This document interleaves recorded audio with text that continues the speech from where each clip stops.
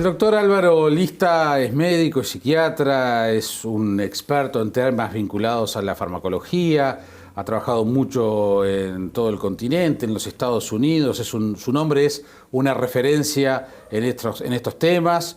Hoy es el Día Mundial del Alzheimer y es de alguna manera también un pretexto para conversar con él. Además es un admirado y muy buen amigo. ¿Cómo estás? Muchas gracias, Jaime. De la época en Radio Sarandí. Un placer estar aquí.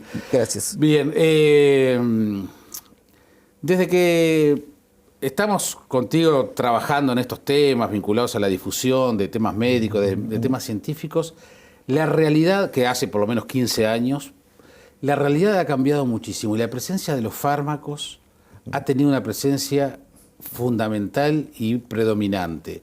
Y entonces ahí la gente se enfrenta con dos problemas, porque también los medicamentos y la ciencia ha avanzado tanto y nos ha permitido extender nuestra vida, nuestra expectativa de vida, pero también con esto aparece una contracorriente del no a los fármacos, la cosa natural y todo eso. ¿Cómo se planta un científico como tú en esto? Mira, el desarrollo de la biomedicina es algo imparable, como es el desarrollo de otras tecnologías, ¿verdad? Yo sé, las telecomunicaciones. Y por supuesto que estamos en un periodo totalmente disruptivo de la evolución de la biomedicina. Por ejemplo, la biomedicina y la aplicación médica clínica está evolucionando de una ciencia biológica hacia una ciencia de la información. Es decir, hoy concebimos nuestro organismo como diferentes estructuras informáticas, entendiendo cómo esas estructuras informáticas en un, por ejemplo, individuo sano se comunican entre sí, sacamos información no solamente para poder mantener esa estructura funcionando el más tiempo posible con la misma calidad y introduciendo información desde afuera a través de fármacos o algo más revolucionario que son los biofármacos, es decir, no son fármacos de síntesis, sino son moléculas de las mismas que nosotros tenemos o moléculas, por ejemplo, un ácido desoxirribonucleico que va a bloquear determinada expresión de un gen. Vamos hacia una medicina donde va a regular la información de circuitos específicos, en células específicas. Porque muchas veces se ha cuestionado a la industria de los medicamentos justamente por, no sé si por un tema de no humana, de la cosa inhumana que tiene de prueba, ensayo, error, pero sí hemos asistido a fuertes críticas, ¿no? No, a ver, hay por supuesto todo un movimiento de tratar de reencontrarse con lo natural y con lo espiritual. La gente está en la búsqueda. Estamos en un momento, yo diría, complejo en la evolución humana. Nos enfrentamos incluso a situaciones que escapan totalmente a que podamos controlarlas, como por ejemplo el cambio climático, claro. Por ejemplo lo que está sucediendo con estos flujos inmigratorios, con una presión increíble por la cual vemos países tan desarrollados como los europeos que no están preparados para hacer frente a estas situaciones. O sea, estamos en un momento disruptivo, pero estamos en un momento disruptivo fascinante, sí, claro. En el cual este siglo va a corresponder en el desarrollo del conocimiento a una tasa similar a la que hubo durante el siglo XX, más o menos unos 20.000 años. O sea, estamos en un proceso de aceleración exponencial de la producción de información. El campo biomédico se duplica cada 9 meses la información. Es increíble. Y por supuesto, la aplicación tecnológica de esos conocimientos se está dando un paso agigantado. Antes, por ejemplo, si queremos hablar de los fármacos, introducir un fármaco que se llama nuevas entidades químicas, cuando vos descubrís un fármaco que es totalmente original y que va a tener un efecto original en nuestro organismo y aplicado para controlar tal función y tal enfermedad. Antes se tardaba más o menos unos 10 años en lograr una nueva entidad química. Ahora se tarda meses y si después se va a tardar semanas, ¿verdad? ¿Por qué? Porque la tecnología, la bioinformática, permite, al cargarle a un superordenador toda esa información que hoy sabemos que está contenida en una célula, simula ¿verdad? Cómo puede intervenir en tal red de información dentro de la célula y genera cuáles son las moléculas que deberíamos sintetizar para hacer eso. Álvaro, y el químico las sintetiza, al otro día las usás en un modelo biológico. Álvaro, y en función de esos avances y esa cantidad de información, ¿hay talones de Aquiles para la ciencia? Hoy es el Día Mundial del Alzheimer. Por ejemplo, para el Alzheimer, la cura, el tema del cáncer se ha avanzado muchísimo. Recordemos que cuando yo empecé en periodismo, el tema del cáncer era una zona tan oscura y con tan poca información que era prácticamente, era la época en que no se podía casi ni mencionar la palabra en los medios. Aún hoy cuesta y se sigue. Es duro, claro. El tema del SIDA. Bueno, el SIDA ya pasó a ser una enfermedad crónica controlada. Por eso, y fíjate, ya no se muere la gente. Y en el del SIDA. 87, cuando irrumpió el SIDA, que no hace tanto. Era una enfermedad mortal. Era, exactamente. No sé, estoy pensando el ébola, que hubo un resurgimiento hace un año y ya ahora hay vacunas. Entonces, ¿cómo hay zonas oscuras todavía? ¿Estamos más expuestos a otro tipo de enfermedades? Hay zonas oscuras, por supuesto. ¿El cáncer sigue siendo uno de ellos? A ver, digamos, en el cáncer hay una enorme cantidad de conocimientos que todavía no han sido trasladados a la clínica, pero lo van a hacer, ¿verdad? En el sistema nervioso es donde estamos más lejos, porque obviamente es la estructura material más compleja, por lo menos del universo conocido. No hay ninguna estructura tan compleja como el cerebro humano.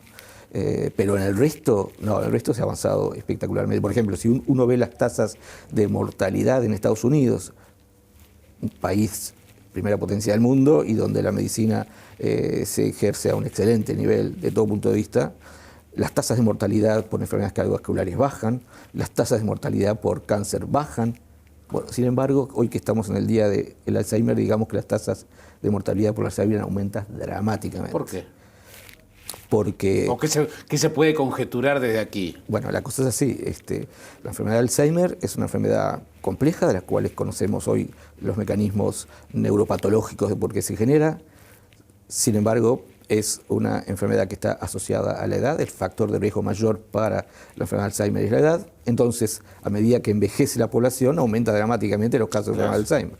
Y como no tenemos una cura, y también les adelanto, no vamos a tener una cura para la enfermedad de Alzheimer, ahora les voy a explicar por qué. Sí vamos a poder prevenirla, eso sí, es decir, la gente no la va a desarrollar. No es poco. No, eso es muchísimo, ¿verdad? Claro. Entonces, por ejemplo, si vemos, es dramático, ¿no? Si lo ponemos en términos de números, hoy, en el año 2015, en Estados Unidos, cada 62 segundos hay un nuevo enfermo de Alzheimer. En el año 2050, cada 33 segundos va a haber un enfermo de Alzheimer. Bueno, ¿qué es el Alzheimer? Sí. El Alzheimer es una patología neurodegenerativa que comienza en el cerebro de las personas que la van a desarrollar clínicamente 30 años antes de que se vea clínicamente. Y ahí está el gran problema. 30 años, claro, la mitad de la vida prácticamente. Claro, podés empezar a los 30 años y a los 65 empezaste con los síntomas. Cuando empezaste con los síntomas, ya hay zonas del cerebro que perdieron el 80% de las neuronas. Entonces, por eso todos los ensayos clínicos de fármacos que sí le pegan perfectamente a los mecanismos neuropatológicos por los cuales se produce la enfermedad, han fallado todos en la clínica. Porque cuando lo testás ese fármaco en un sujeto que tiene clínicamente una enfermedad de Alzheimer, ya tiene un cerebro que le falta lo fundamental, le faltan las neuronas. Entonces esos fármacos no logran, por supuesto, retroceder a un estado anterior, porque perdiste el hardware. O sea, sí. Y Álvaro, y digamos, y yo a los 30, 40 o 50 años como yo tengo, por ejemplo, ¿qué síntomas puedo tener hoy o darme cuenta hoy que me puedan de alguna manera, pueda sospechar de que cuando tenga 70 voy a desarrollar un Alzheimer? Ahí está, no penses en síntomas, porque si ya tienes síntomas, marché. Si ya tienes síntomas, las cosas, empezaste la enfermedad. ¿Y cómo pienso? ¿Cuáles son esas señales? No, justamente, esta es la disrupción de la medicina que estamos viviendo, que es la medicina 4P. 4P. De 4P Medicine. Esa medicina 4P es una medicina que por primera vez en la historia de la humanidad es predictiva, la primera P. Puedo estudiar tus genes. Al estudiar tus genes, me puedo adelantar, bueno, puedo estudiar tus genes cuando naces. Sí, claro. Por lo tanto, puedo adelantarme 50 años a lo que te va a pasar. Claro. Entonces, puedo por primera vez predecir. Al predecir, puedo poner la segunda P, que es prevenir. Pero prevenir ahora en forma totalmente personalizada. Lo que va a ser para Jaime es totalmente distinto a lo que va a ser para Álvaro. O sea, hoy es la medicina predictiva, esta lleva a una personalización uno a uno. Somos singulares nosotros. Exacto. En nuestra estructura molecular, por más que tengamos los mismos genes, estemos muy cerca, a medida que nos desarrollamos nos singularizamos. Bueno, hoy vamos a poder prevenir eso. Y bueno, y la cuarta P es participativa, que es un cambio total de paradigma médico.